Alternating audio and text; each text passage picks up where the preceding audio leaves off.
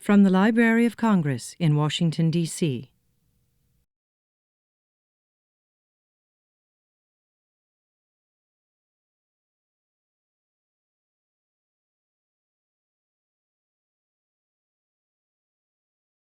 Well, welcome to the Library of Congress. I'm John Cole. I'm the director of the library's Center for the Book, which is the reading promotion arm of the Library of Congress. We have the wonderful job of promoting books and reading and literacy in libraries, not only here at the Library of Congress, but also around the country. And we do this primarily through a network of state centers for the book that promote books and reading and are very active in developing regional and local book festivals. We also have a program of reading nonprofit and governmental reading promotion partners that in fact met with us this past week to talk about good ideas for promoting books and reading. This particular series, called Books and Beyond, was created a dozen years ago to help us make a simple point, and that is that libraries have collections that often end up in books. And in this case, we of course pay a particular attention to the resources of the Library of Congress, and by and large, the books that we feature, the new books and the authors who are featured, have used the collections of the Library of Congress or are involved with our institution in some kind of special project. That is the case of Abby, who is our speaker today. Abby Sallenger, who I also will point out, told me that he has been on this book tour. He's been to a couple of the regional centers for the book that are connected with our centers for the book, one in Louisiana, another in South Carolina, with Virginia coming up, the Virginia Festival for the Book, and now he's here at the Mother Lode at the Library of Congress. So we're very pleased to have him as part of the event. This series is being actually broadcast, or actually filmed for broadcast later on the Library of Congress's website. And for that reason, we'd like you to turn off all things electronic. There will be a question and answer period towards the end of the program, and we hope that you have questions, but remind you that by asking a question, you're also giving us permission to use your ideas and your image if we so choose on one of our webcasts. But we're pleased that you are here for the presentation. I also would like to point out there are some handouts at the back which have a listing of future talks in this program. There also is some information about how we are now part of Facebook with a Books and Beyond Facebook book club, where you can learn about what's coming up, what we've had on in the series, and exchange your views and ideas, of course, with both the people who've presented and people who are about to present. There's information about Facebook and also about our schedule in the back. We are very pleased to have co-sponsorship with most of these talks with the various custodial divisions of the Library of Congress, which gives us a chance to show off their treasures and their collections, but also to connect with the Library of Congress as a whole. And we take great pride in the range of divisions that have been co-sponsors for these programs, and we have enjoyed learning more about the collections of the Library of Congress through such presentations. And to introduce today's speaker, I'm pleased to present John Hebert, who is the chief of the library's Geography and Map Division and has a special connection with a major state that's part of this presentation. I'll let John explain that. Let's give John a hand.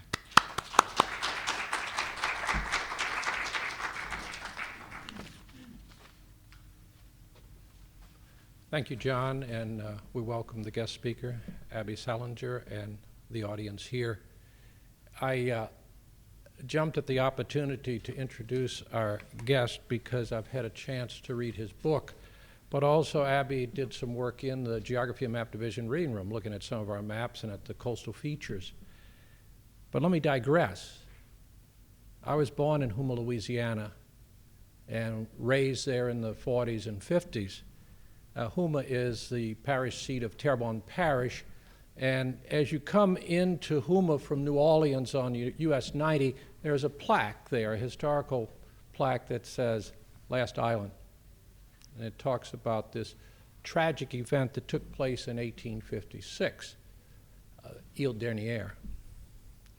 When I grew up, we could go 10 miles below my hometown and go into the swamps and fish. 30 years ago, I went back to this area, and it's no longer a swamp, it's marsh. That means that there's been an intrusion of salt. What had been beautiful oak trees and blackjack vines and snakes and alligators and everything else roaming around was now just this quiet, windy area of brown grass as far as you could see. In the 1950s, I was in scouting, and I was asked by the Soil Conservation Director in Houma to go below to a place where we had just established something called the Houma Navigation Canal. We were going to be big time in progress. This is in the early 50s. And we had built this canal that ran from the Gulf up to the Intracoastal Canal, and we were going to rival New Orleans for all kind of business. What we were concerned about in 56 was the fact that that canal had been built, and all of a sudden we began to notice that the surrounding land was getting lower. And where houses had been, and we could see where farms had actually been cultivated, small little gardens, were now nearly underwater.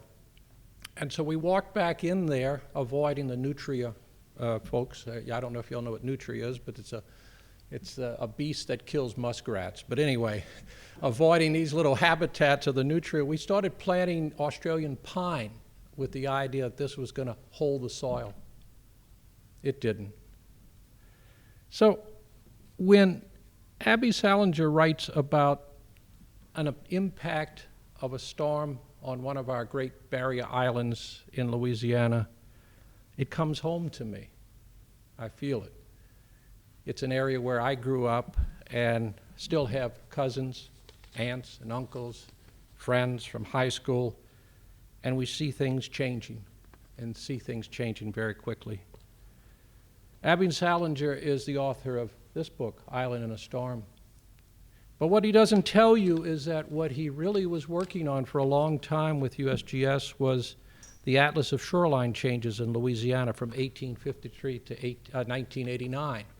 This is a complete study of the changes in the way in which barrier islands are shaped and formed along the coast. It's an atlas that was produced with U.S. Geological Survey and Louisiana Geological Survey, I think, combined.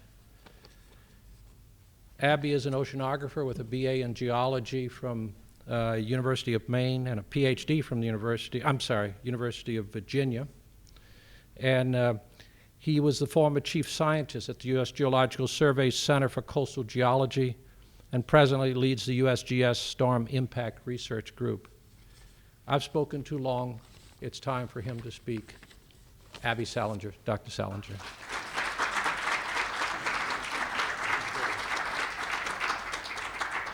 Thanks very much, John. I very much appreciate the kind words. First of all, I want to say how much I appreciated working here at the Library of Congress. What a marvelous place. I'm based in Florida, but my day job is the U.S. Geological Survey out in Reston, and sometimes we come downtown, of course, for briefings and stuff. And so I would grab an hour after lunch or something and go to the geography and map room downstairs here, numerous evenings over in the reading room across the street, looking at some of the mid-19th century texts on geology, coastal geology, and on oceanography and meteorology, and trying to understand what was known back then to try to instill some realism in my book.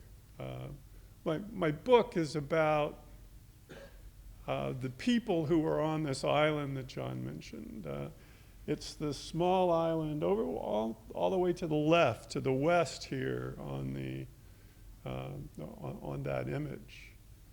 That image, by the way, is provided to us from the Library of Congress, and is part of the digital collection here that is just fabulous. I spent hours and hours and hours at home just going through the digital images and stuff. Now, those who know what this should look like, this is John Bachmann's work, who went around the country. I don't know all the detailed history of this, but this was 1861, right before the Civil War really got rolling. And he did a number of these, what he called bird's eye views of the coast and harbors and potential military locations along the coastline. And this is part of a larger map that he put together from Louisiana, Mississippi, Alabama, even part of Florida. And then the New York artists got it up in, and they made it a little more forbidding looking. Actually, it was kind of interesting, surprising what they were able to do with it. One reason I really fell in love with that shot as a depiction of what the book is about is that it really illustrates the complex form of the land. The book is very much about the land. It's about the people who are on this island. There were 400 people. We'll talk about them in a minute. 200 of them died. And there's a reason that the other 200 didn't die. They came very close to doing that. But if you choose to read the book, you'll see that the land is as much of a character as the people themselves. I study the land. My whole career has been about, and my graduate work was about how the land changes, why does it look the way it looks? Particularly, we call it geomorphology or coastal geomorphology. Why does the coast acquire a certain shape? Why does it change so rapidly under certain conditions and not so rapidly under other conditions? And I thoroughly enjoyed that. But the book is also about the future. It's about what a mid-19th century hurricane tells us about what may happen over the next 100 years as our seas rise. It also tells us something, a fascinating lesson that I've got in these talks that John mentioned, where we've gone around to different regional centers for the book to give presentations. It's gotten people's interest, and it certainly has gotten mine, of how different people in the mid-19th century handled a great disaster than we handle them today. Our usual way of thinking is that the way we handle it today is, great advance, we're really on top of it, and those guys back in 1856 didn't quite know which way was up. That's not the case here, and we'll talk about that. Again, the island is there on the left. It's called Last Island, and it is the last of the chain of barrier islands to the west in Louisiana. Here's what it looks like in a more appropriate scale. It's about 24 miles long. This is in 1853, 3 years before the storm. 1840s, 1850s was about the time when maps really became good, useful for geomorphologists, coastal geologists, and oceanographers to take the early maps and compare them to maps of today to see how much our coast has changed. I mean, they really did a remarkable job. The Coast Survey did a remarkable job at that time putting these things together. And the island was about 24 miles long. Looked very much like this. What was interesting about it, I have a friend in Louisiana, a professor at LSU, who took me out there the first time. And John and I were just talking. We drove through Houma, my first time in Houma. And then you go down to the end of the road in central Louisiana in a place called Cocodrie. And then they put you on a boat. And I didn't know it at the time, but I would have really checked the qualifications of the driver if I'd have known what was coming next, because we were twisting and winding through bayous for a couple hours before we emerged on the backside here of Isle Derniere to get there. It's a fabulous place. And then I set foot on this place. And, you know, I've been in the field for a long time. I've seen barrier islands in Alaska, certainly along the east coast of the United States. Grew up, my sister and I grew up on the Outer Banks.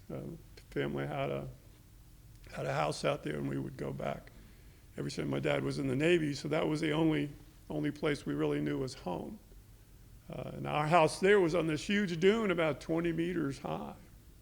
And I walk on this place, and this was about the mid-1980s, and nowhere is it higher than 5 or 6 feet high. Nowhere. You know, I'm going, what is this? This is not what I call a barrier island. And that has huge implications on the vulnerability of that island, not only of the landform itself, but of the people who came to live there. Huge implications. It also has implications to today that we'll talk about. That why is that island so low? Is that happening now and elsewhere? These are the kind of things that we really need to think about. So one thing I want you to think about here for just a second is imagine yourself standing on that beach right there. And imagine the sea rising 5 meters, 5.5 meters, 16, 17 feet. Because that's what happened during the 1856 storm. The storm surge, the wind pushing primarily from the wind pushing the water against the land and raising sea level against the land. And remember, the island's only 5, 6 feet. And we know that from the Coast Survey didn't do topo maps at the time of really low-lying features like this.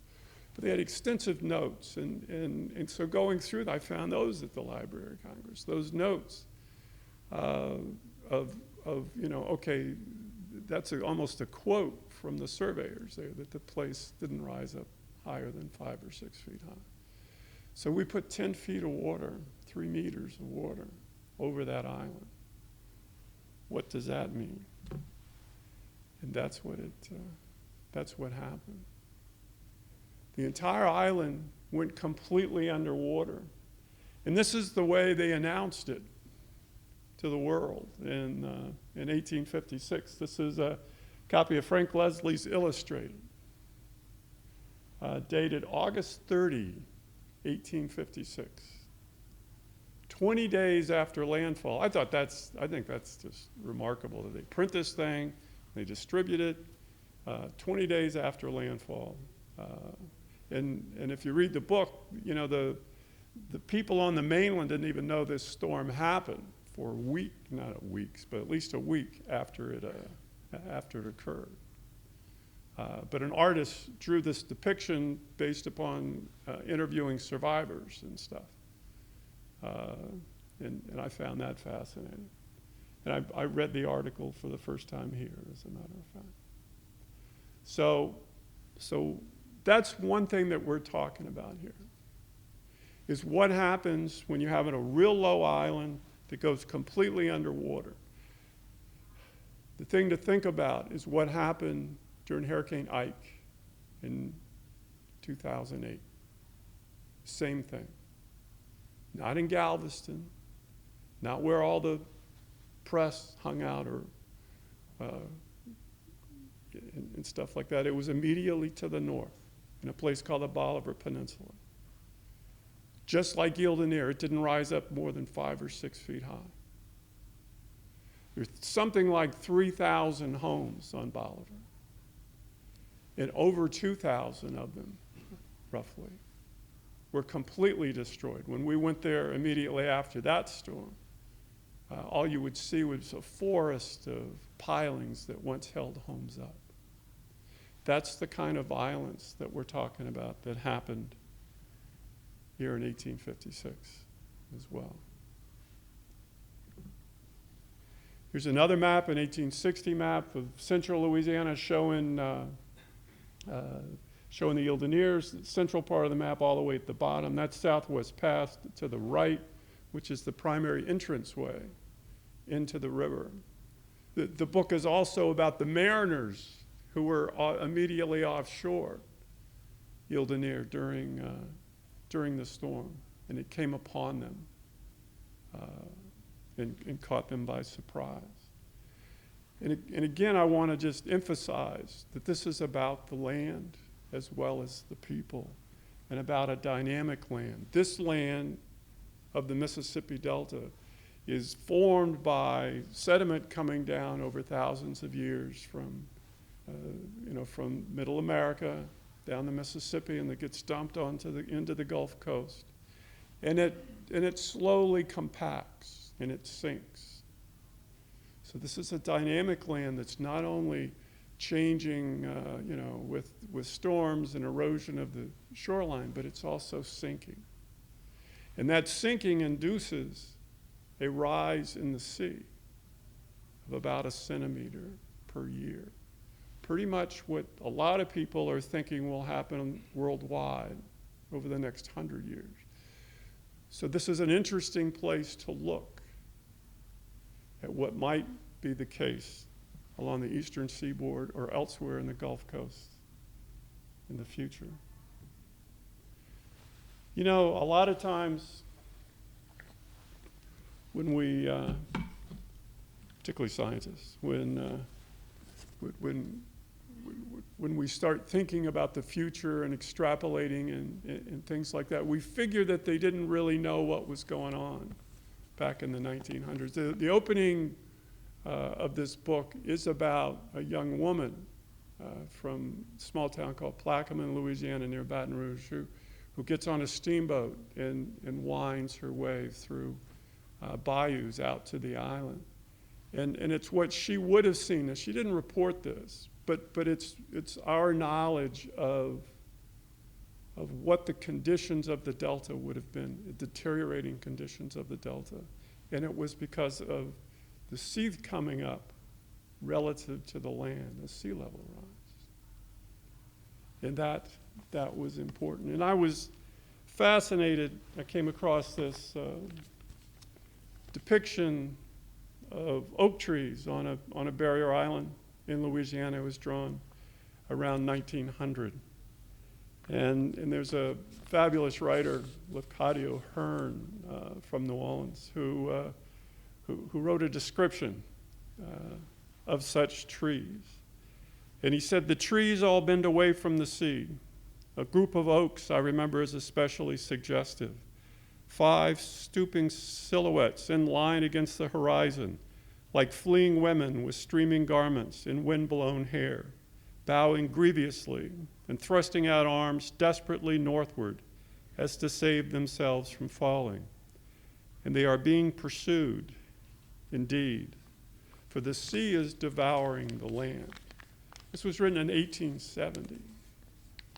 They knew something was going on, that this was a very dynamic environment, that they could see the land change from trip to trip out to the coast, just like we could when I started working in Louisiana, and we would go, I don't know how many trips over the next decade, started in the mid-'80s. Every time you would go out there, you'd see something different in the bayous. It's just changing. It's a fabulous, interesting place. Let's talk about the people. When I started this, I'm a research scientist, and so we spend our workday writing journal papers, 20 pages long, something like that, and it's very prescribed how you do it, the format of it, and stuff like that. What's the hypothesis? How did you do it? What'd you find? And then you're out, and that's it. What I wanted to do was write a story that included science, but I wanted the science to be painless, not a textbook. I wanted to write a story where people could could start understanding and feel what might happen during a great storm like this. And that really was the objective. But then once I started looking into the people, the Cajuns, the Creoles, the German immigrants, the Irish, the whole mixture of people in antebellum Louisiana, the slave, this is a time of slavery. It became fascinating for me. This is a depiction right here, looking down another map of the Mississippi River in the center, and each one of those things that looks like a pie coming off of it is a plot of land. And there's a name on each one of those plots, and that's the plantation owner. And so this island had become a fabulous resort for the rich people of coastal Louisiana. They came from New Orleans, the merchants from New Orleans. They came from the sugar plantations, and they went out to the coast. Why? Well, it's a wonderful place to be, an interesting place. Another reason is summertime in Louisiana, in the big cities, in the mid-19th century was downright dangerous. It's extraordinarily dirty.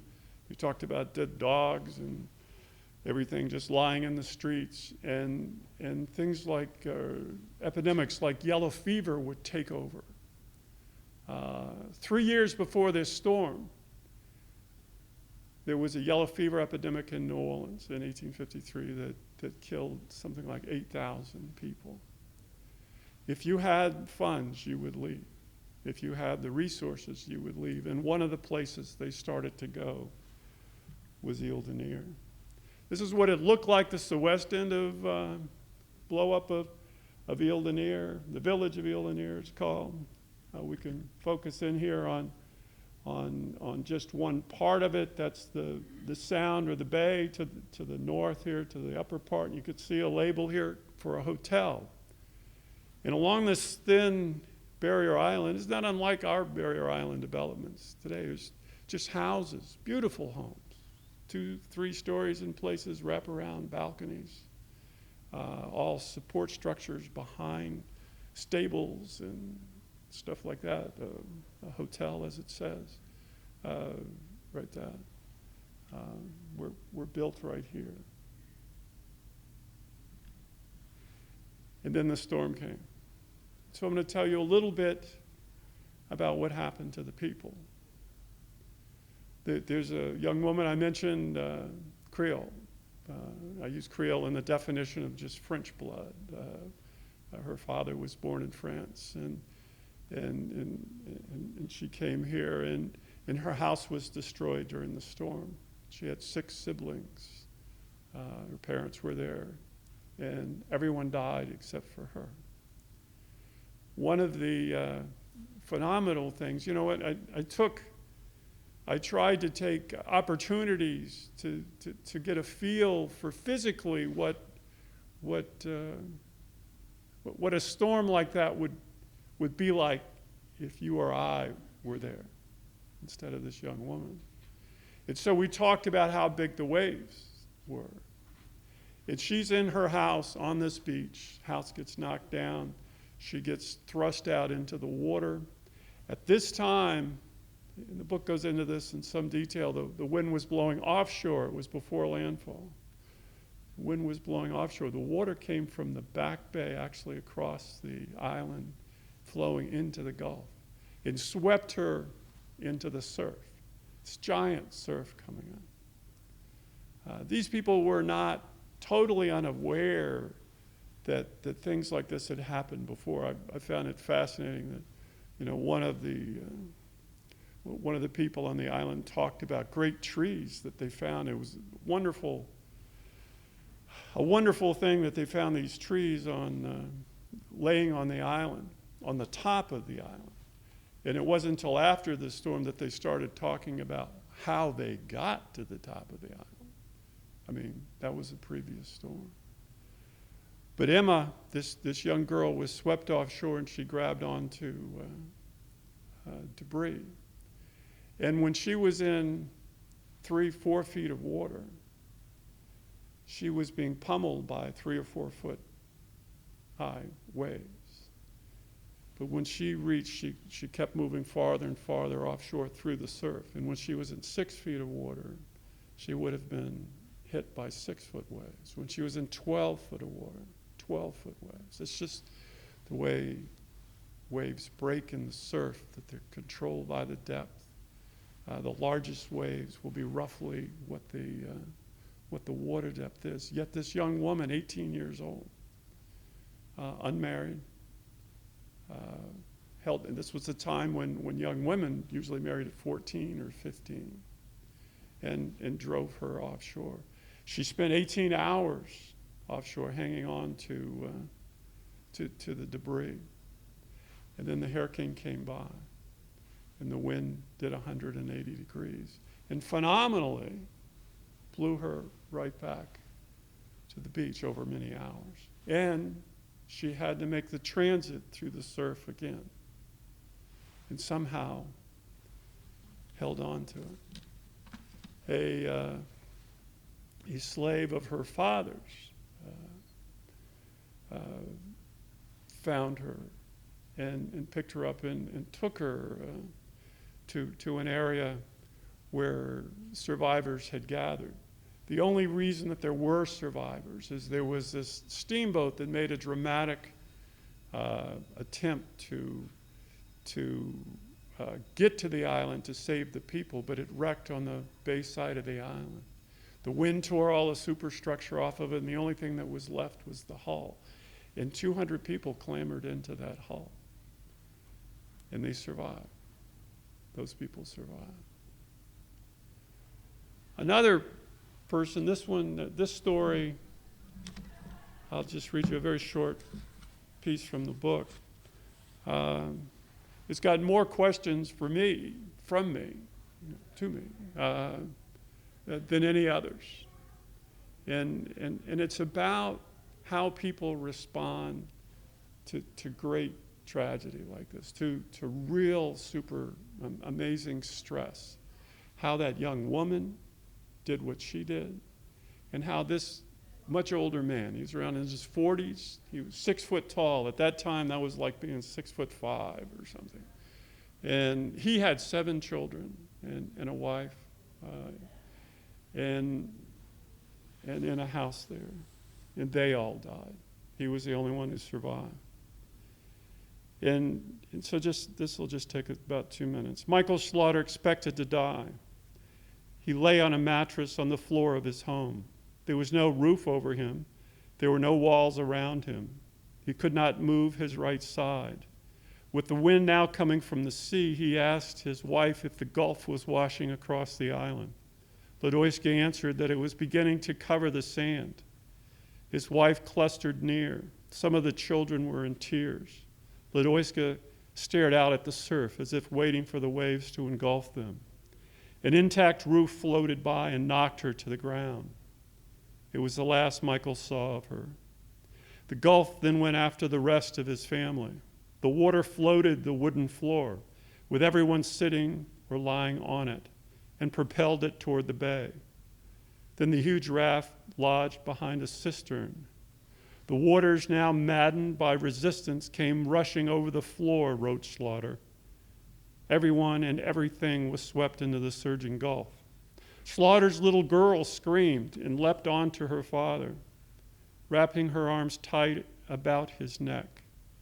Together they flailed in the soup of waves and foam and wreckage. I now rolled over and over, recalled Slaughter, drinking in the hated fluid by great mouthfuls. The dear child still fastened to me when I thought, for reader, I could still think that I must be near gone. Slaughter justified what happened next on his dire circumstances. He expressed sorrow for the consequences of his action, but accepted no responsibility for it and admitted no shame. I put my hands on those of my child and broke her hold of me. God only knows what became of the dear one. Being relieved, I now rose to the surface.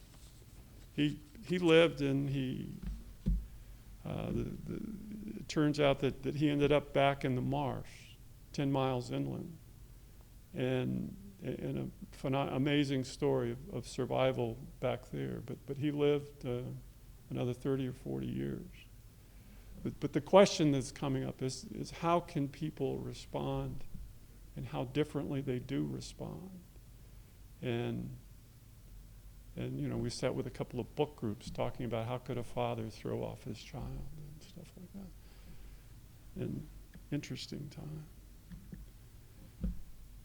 The book is also, though, as much about the physical processing and what happened after the storm. This is what the island looked in 1853. This is what that same island looked in 1978. About 3/4 of the surface area had gone away. The Gulf shore had retreated landward about 2/3 of a mile. This is what it looks like together. That storm was so extreme, and we could make another analogy to Katrina. Katrina had similar kinds of impacts to other barrier islands just a few years ago. But in this case, it really triggered some major changes to the island that kept on for over 150 years afterwards. And this is being driven by a succession or a long-term sea level rise with multiple storms coming in and cutting new inlets and driving the island landward. But the last thing I want to talk about is what the people on that island, what they were thinking in the aftermath. It turns out, amazingly, you kind of see this thing in a movie, but I've looked at 3 different references and they all say it the same way. This is an original drawing, architect's depiction, if you will, of it would have been the largest beachfront hotel resort in the country at the time. And they were in New Orleans, the investors were in New Orleans, talking about, putting the final money pot together to make this happen. And this is what it looked like, a phenomenal place. But the people on the island and the investors, the people on the island decided not to rebuild. This place, they said, was hazardous. We're talking 1856. This place is a cool place to come and fish or something like that, but it's not the best place to build your house. The investors went out there and heard the stories and saw what happened. And this now just, the only thing that ever happened with this Grand Hotel is it sits as a beautiful, it's a huge, huge thing. These pictures were actually taken by a friend of both John and mine at the Historic New Orleans Collection, a museum in New Orleans on a citizen there's a wall there in New Orleans. But it was never built. So the question, I'm not one, you will hear people in my field say, we should not build on coasts. And I would revise that to some degree. I grew up on, like I mentioned, in the Outer Banks, but our house was up 20 meters. It was quite high. That house will be there, I think for at least a couple of hundred more years. Not the house, but the dune will be.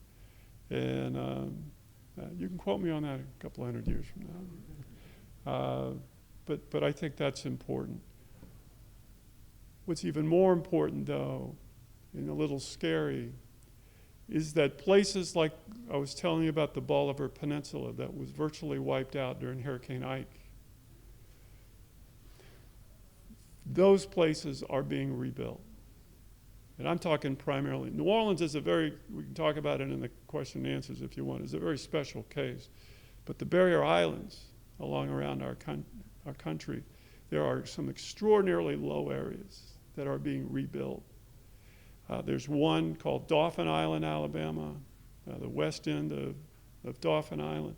It's been wiped out 4 times since Hurricane Frederick in 1979, 4 times, and rebuilt every single time. So there's a limit here. And I think the message from the people on Isle Derniere is we have to be as sensible as they were, if you will, 150 years ago, in how we treat and how we develop our coastlines. Thank you very much for coming and listening. I sure appreciate it.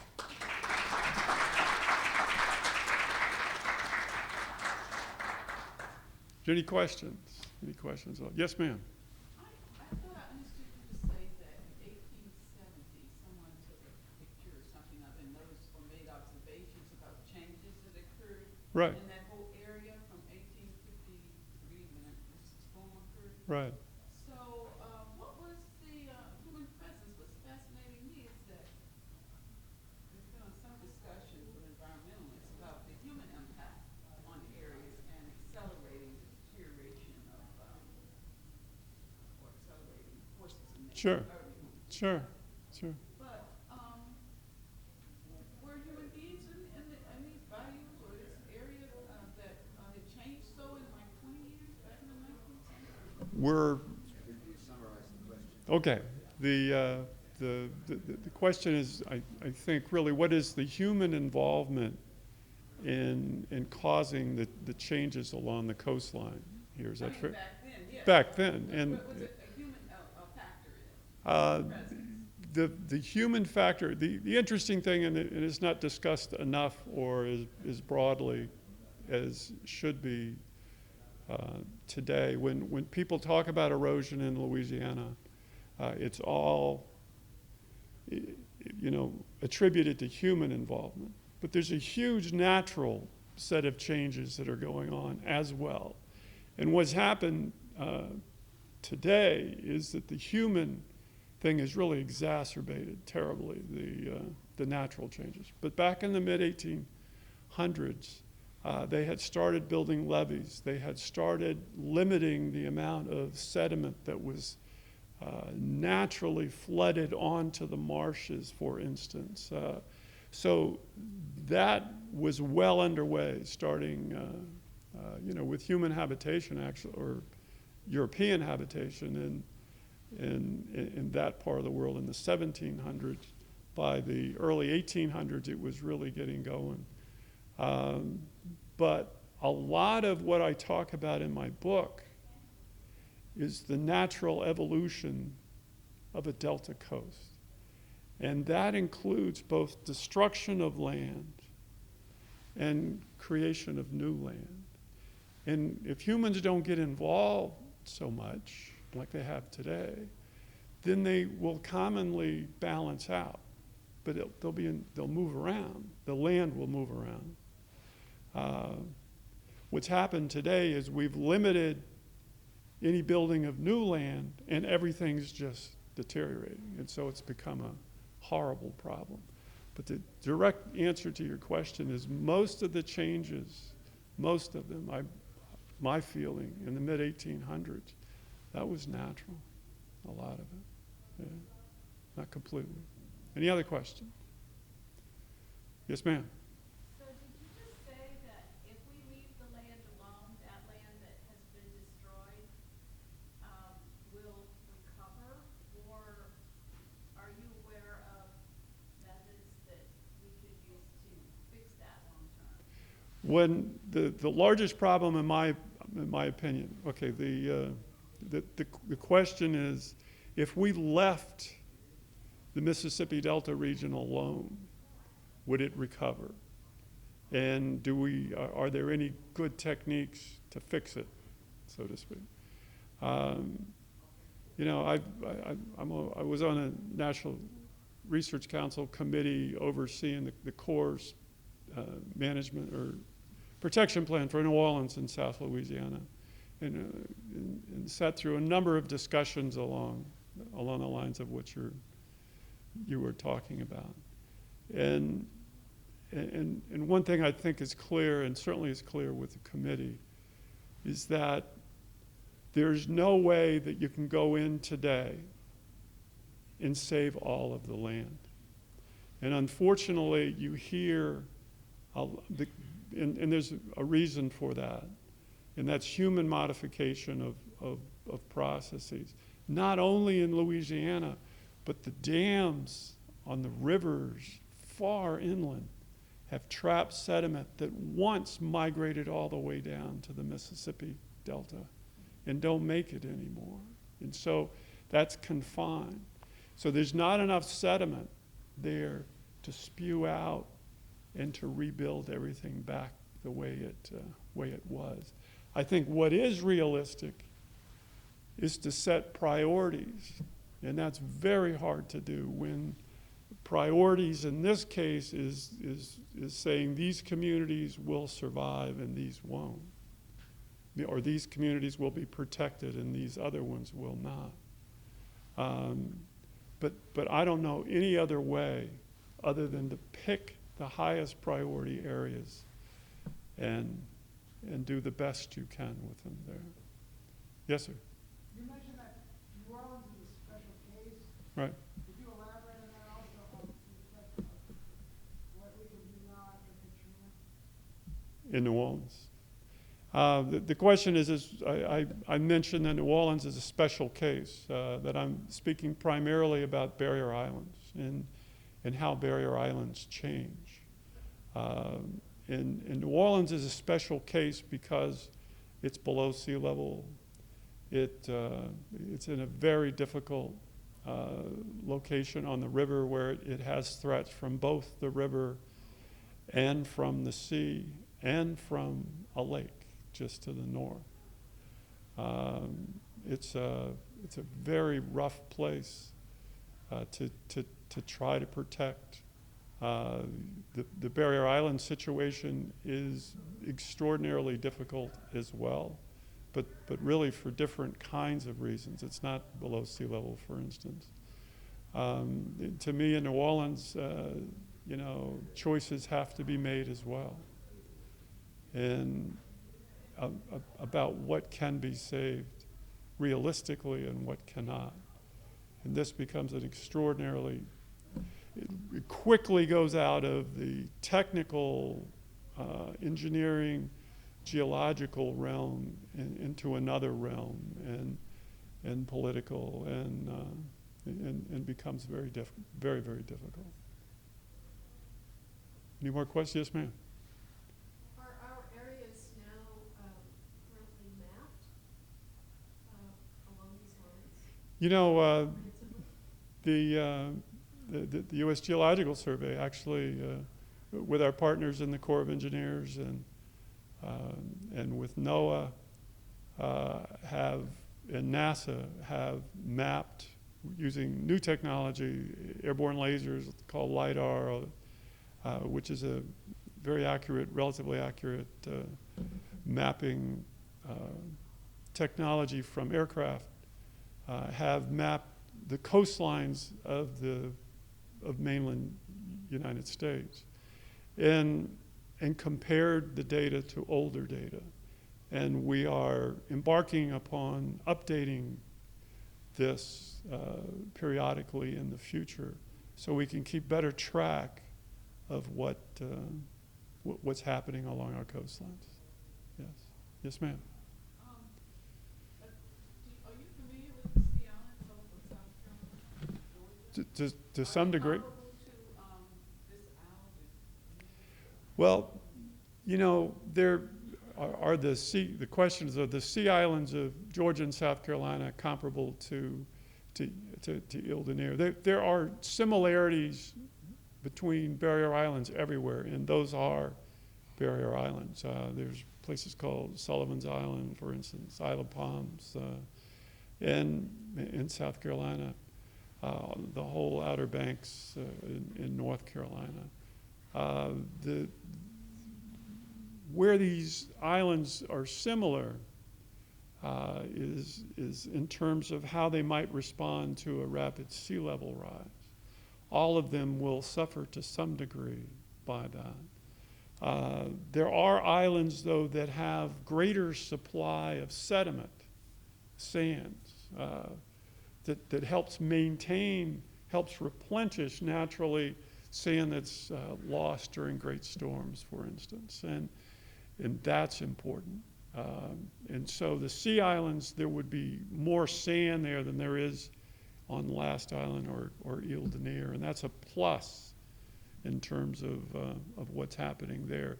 You know, just one way to look at it would be you would expect the Isle Derniere to disappear, and that's ultimately the fate of a barrier island. Under rapid sea level rise, low sand supply, is disappearance. It's happened before in Louisiana and will continue to happen.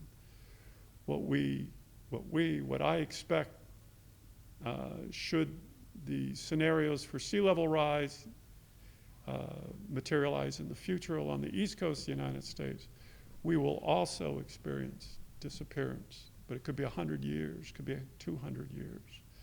And it won't happen all at once. It will be the most sand deficient barrier islands that are impacted first. Yes, ma'am. Is there any evidence that Native Americans inhabited that island at some point before the Europeans got there? You know, I wrote a section about Native Americans, and I've looked quite a bit to try to get into that history. John, are you aware?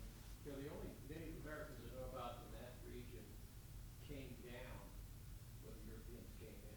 So what we refer to as the Homeless Indians are really coming off the river and are being pushed down into the area. So I don't have any reference to earlier ones. If you go a little bit west of there are Native Americans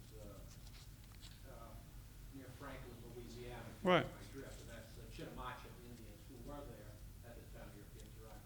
They're not coastal. They're in, I think they're small enough to know that there's also a problem with being too close to the coast. Yeah. Well, that might have been a sign indicating to people. I mean, that's really what I'm getting at. If nobody was on it, I wonder. I found a great quote. There's there was a congregation of Indian culture around Plaquemine, and they made a big deal about, well, you know, we couldn't build right next to the river. I mean, that would be crazy. So they built back, and they had these mounds, and they made elevation, and so I see what you're saying, John. We have time for one quick question, and then we go to Yes, the book sir. signing. Do you Yeah. see areas further inland, like Vermilion Parish, Mouton Cove? Do you see those places at some point in your, well, is the future becoming like this island? Well, that's interesting. You would need, this island comes about from the Mississippi actually coming and building a delta lobe, what geologists would call a delta. It just builds out a lobe of sediment into the Gulf of Mexico.